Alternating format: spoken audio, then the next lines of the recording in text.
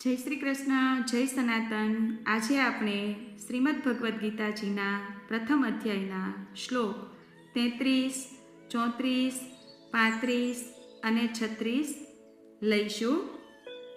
શ્લોક 33. યેષામર્થે કાંક્ષિતં નો યેષામર્થે કાંક્ષિતં નો રાજ્યં ભોગઃ સુખાનિ ચ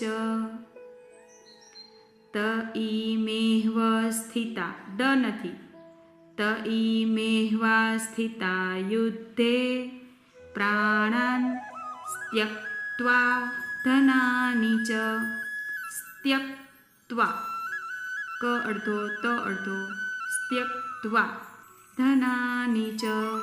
સંપૂર્ણ શ્લોક આપણે એક વખત ફરી વખત રિપીટ કરશું.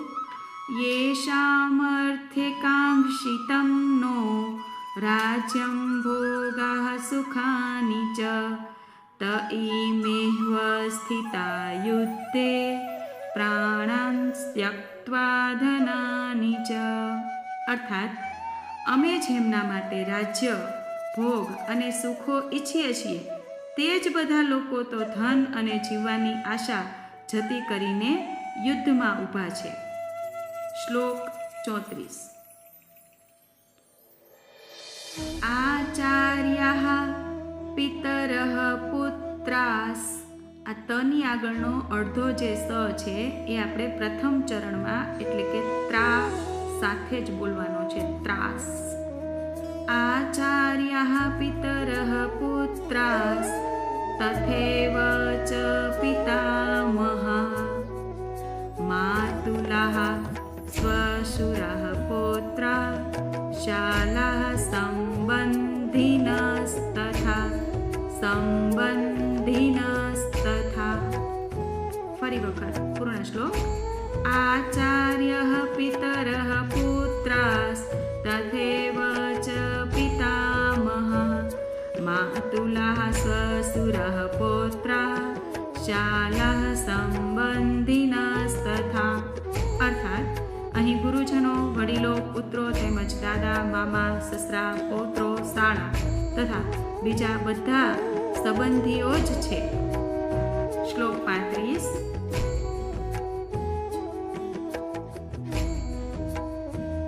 એતાન હંતુમિચ્છામિ ન દોઢ એટલે કે એક વખત અડધો અને એક વખત આખો છે.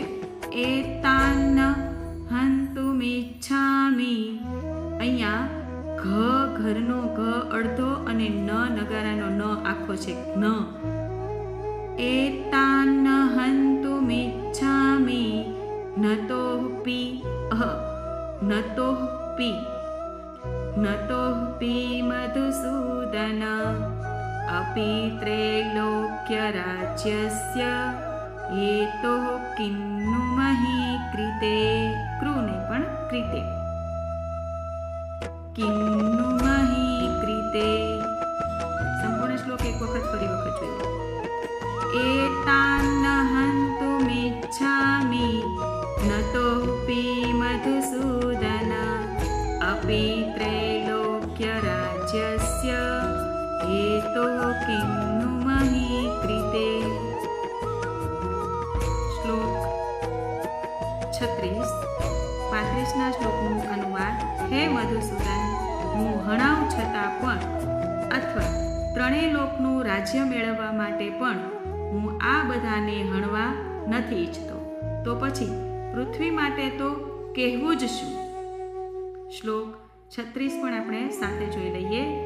નિહત્ય ધાર્તરાષ્ટ્રાન્નઃ કા પ્રીતિઃ સ્યાत् જનાર્દન પાપમેવાશ્રયેદસ્માન. ન ખોડો છે.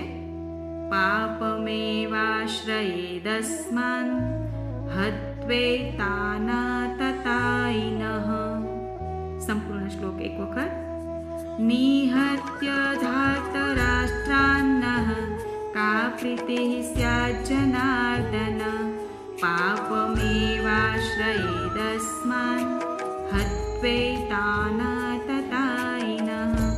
અર્થાત હે જનાર્દન, ધૃતરાષ્ટ્રના પુત્રોને હણીને અમને કયો આનંદ મળશે? આ આતતાઈઓને હણીને તો અમને પાપ જ લાગશે. અસ્તુ. જય શ્રી કૃષ્ણ, જય સનાતન. ફરી મળીશું નેક્સ્ટ વિડીયોમાં.